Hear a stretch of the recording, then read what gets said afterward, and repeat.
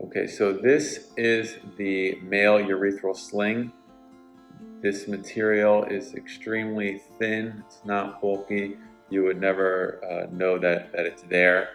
So this is put in through a perineal incision, which is the skin between the scrotum and the anus.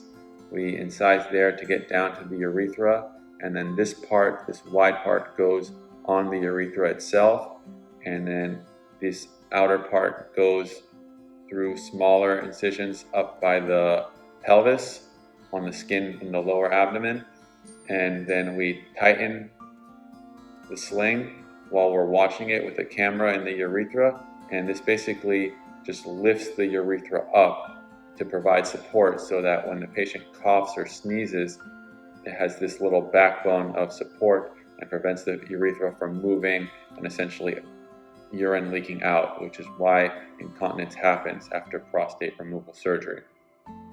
So this is very good for mild incontinence.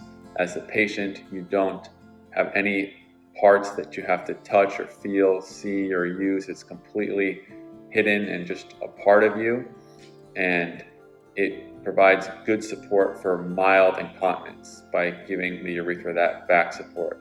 Now you can imagine if you have a patient with moderate or severe incontinence, this sort of flimsy material is not going to make the patient be totally dry.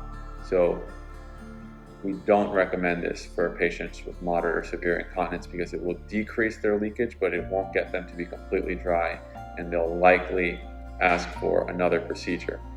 Again, we also don't typically put these in patients with history of radiation because this sling provides a constant pressure on the back of the urethra, and if that urethra tissue has been radiated, it's more susceptible to erosion of this material into the urethra, and the tissue is just less mobile and it's less likely to be effective.